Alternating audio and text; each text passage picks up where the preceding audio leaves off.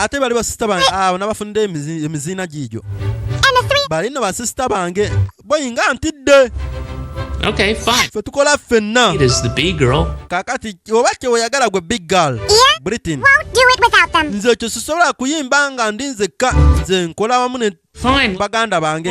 Kale kangene ku plan B. Oba muganye. Ana agala barbecue. Barbecue keki. Yabasene emikira. Barbecue restaurant. Kino Alvin kiyabanyonyola. Yanyonyola Britain. Real taste. Kakati mumugena kuwomerwa ku sowani z'abantu. Gino emize gya Ian. Abasenye natudde eno West Eastman ku ssomero gajjukiramu competition za leero. For supporting music. Kakati tubaniriza mu supporting music. Well, when $25,000 omuwanguzi wa leero agenda kwengula emitwalo 25 emitwalo 2 n'ekitundu egya dola. And we have to turn the heat off at 9:30, so without any further ado, representing Orange Grove, put your hands. Basosewo bane naba Orange Girls. 0. Kakati walo timu esosewo yino baleta music ne batandika bano bazina. Wuliriza balina budansi bwabwe obw'omulembe.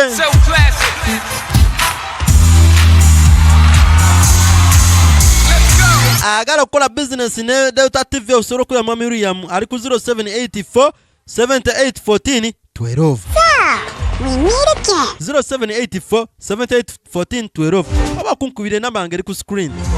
Ndi ku 0753 210539. Kakati Ian Hawk akubye. Esimu yo jimpi waba Ian Hawk. I didn't realize. Ekyo nja kitegeera. I'm with low light. Kakati ndozo besimu eno bate yekubye bwekubi. Alvin is a Britain. Could you guys fill in for us?